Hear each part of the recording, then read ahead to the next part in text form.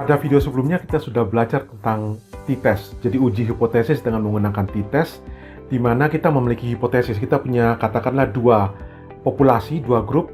Saya menggunakan t-test untuk menguji hipotesis bahwa grup yang pertama itu rata-ratanya sama dengan grup yang kedua. Kita menggunakan t-test, atau grup yang pertama nilainya sama dengan satu nilai tertentu, lebih besar atau lebih kecil. Nah, itu kita sudah pelajari.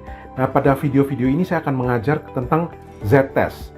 Jadi sama juga dengan z-test, ada t-test. Z-test ini juga untuk menguji hipotesis, tapi ada sedikit perbedaan. Jadi apa itu z-test dan z-test, dan apa itu perbedaan z-test dengan t-test akan saya jelaskan, dan bagaimana cara kita memakainya. Jadi sesungguhnya z-test itu mirip atau hampir sama dengan t-test, hampir sama aja. Tapi bedanya ada dua hal, tiga ya. Yang pertama, kalau z-test itu dia menggunakan tabel distribusi normal atau tabel distribusi set, sama ya, distribusi normal. Sedangkan kalau t-test, kita sudah lihat di video sebelumnya, kita pakai tabel distribusi T. Nah, kenapa seperti itu? Beda yang paling penting adalah ini. Z-test itu untuk sampel yang besar, jadi lebih besar sama dengan 30.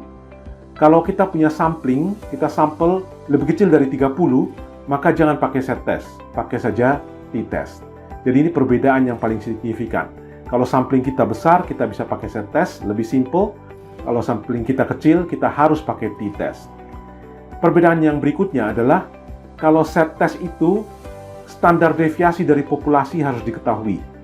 Sedangkan kalau t-test, kita tidak tahu standar deviasi dari populasi, yang kita tahu adalah standar deviasi dari sampel. Nah, ini perbedaan-perbedaan kita akan lihat secara detail dalam contoh nanti. Nah, yang pertama ini saya akan bahas tentang one sample t-test. One sample z-test ya. Jadi one sample itu apa? Saya punya satu sampel, ini saya punya populasi dulu ya.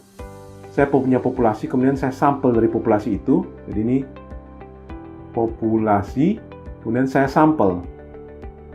Dari sampel ini saya hitung rata-ratanya, kemudian saya mau bandingkan.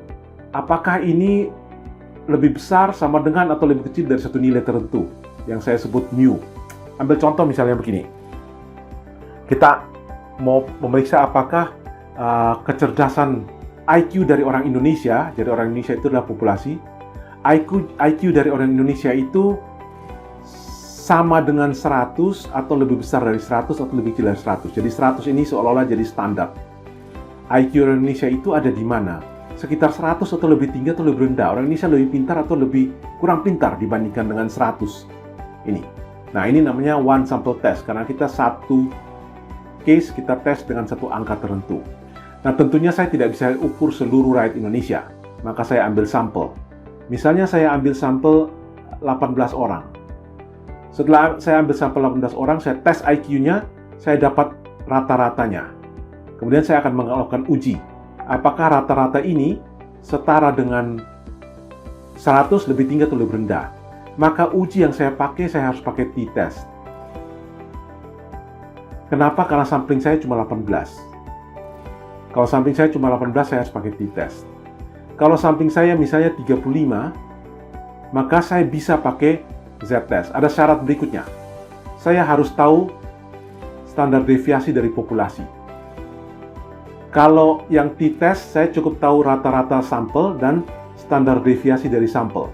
Kalau z-test, saya harus tahu rata-rata sampel, standar deviasi dari populasi, dan sampel saya harus lebih besar sama dengan 30. Jadi seperti itu kira-kira. Nah, langkahnya sebenarnya hampir sama. Pertama kita hitung Z. Kalau Anda lihat di video sebelumnya, di t-test, ini rumusnya T. Kemudian ini S, jadi ini adalah standar deviasi dari sampel. Sedangkan kalau sekarang kita menggunakan z-test, maka ini jadi Z, dan inilah standar deviasi dari populasi. Jadi kira-kira hampir sama. Caranya juga mirip, kita hitung Z, X kurang mu, mu itu yang ini nilai yang kita mau bandingkan. Kemudian standar deviasi bagi akar N. Setelah kita dapat Z, kita cari Z critical di tabel. Kemudian tentunya itu berdasarkan alpha berapa, jadi confidence level kita berapa, one tail atau two tail. Kemudian kita bandingkan. Kita akan lihat dalam contoh saja berikut ini. Ini mirip seperti contoh waktu kita pakai t-test, tapi ada sedikit perubahan. Saya ingin mengetahui apakah pemakaian internet dari siswa di sekolah XYZ itu melebihi daripada atau sama setara dengan standar nasional. Standar nasional itu 5 GB per bulan. Di sekolah ini berapa mereka? Lebih tinggi, lebih rendah, berapa? Nah, saya tahu standar deviasi daripada siswa se-Indonesia. Jadi, standar deviasi populasi saya tahu 0,25 GB per bulan. Kita pakai alfa 0,05 ya. Oke, maka kita harus tentukan dulu N-nya kita berapa jumlah sampel kita. Nah, saya sudah punya datanya di sini. Ini data saya. N-nya saya itu ada 35. Karena ada 35 siswa, maka saya bisa pakai set test. Karena lebih dari 30, dan saya tahu tadi standar deviasi dari populasi saya tahu 0,5 GB per bulan. Maka yang saya perlu hitung adalah rata-ratanya. Saya hitung rata-ratanya.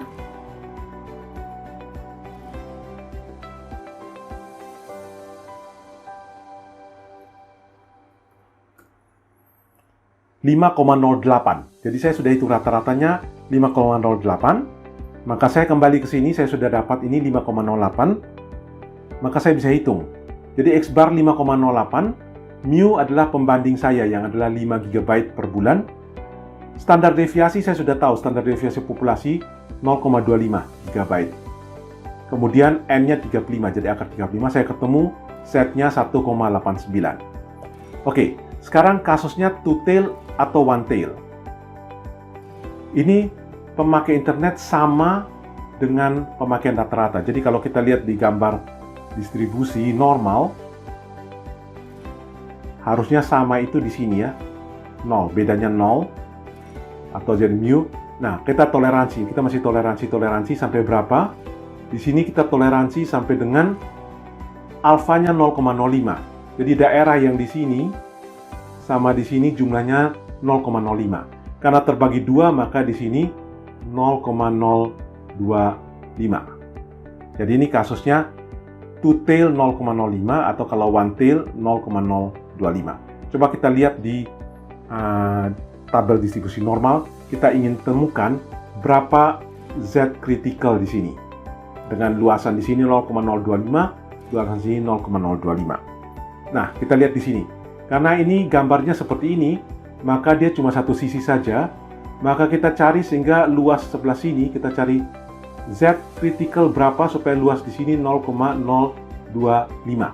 Atau dengan kata lain, luas seluruh sebelah sini adalah 0,975. Kita cari di mana, kita ketemu di sini ya, 0,975. 0,975 itu dapat dari 1,96. Jadi Z critical kita 1,96. Maka di sini saya sudah ketemu set critical 1,96. Sekarang saya lihat, set saya lebih kecil atau lebih besar dari set critical. Ternyata set saya lebih kecil. Jadi kalau set critical di sini, saya masih berada di sini. Di daerah di mana H0. Oh ya, kita belum definisikan H0 ya. H0 adalah asumsi kita X bar itu sama dengan 100. Alternatifnya adalah X barnya tidak sama dengan 100. Jadi ini semua daerah sini sampai dan sini adalah daerah H0, di mana kita anggap bahwa X bar itu masih sama dengan 100. Jadi X bar kurang 1 sama dengan 0. Ternyata Z kita ada di daerah sini, ada di daerah H0, maka H0 diterima. Jadi karena set kita lebih kecil dari set kritikal, maka H0 diterima. H0 diterima artinya kita menerima ini. Kita menerima ini artinya apa? Artinya kita bilang bahwa siswa di sekolah XYZ tersebut pemakaian internetnya setara dengan rata-rata siswa nasional se-Indonesia. Kita lakukan itu dengan menggunakan Z-test. Nah, itulah kira-kira gambaran bagaimana kita menggunakan Z-test untuk melakukan uji hipotesis. Jadi sekali lagi kalau Anda bandingkan dengan t-test, Z-test ini hampir sama dengan t-test. Bedanya di mana? Bedanya sampelnya harus lebih besar sama dengan 30, dan kita harus tahu standar deviasi dari populasi. Nah, demikianlah caranya kita memakai Z-test untuk menguji hipotesis dari satu populasi, apakah mean dari satu populasi itu sama, setara, lebih besar, lebih kecil dari suatu nilai tertentu. Pada video selanjutnya saya akan menjelaskan Z-test untuk pemakaian yang lain.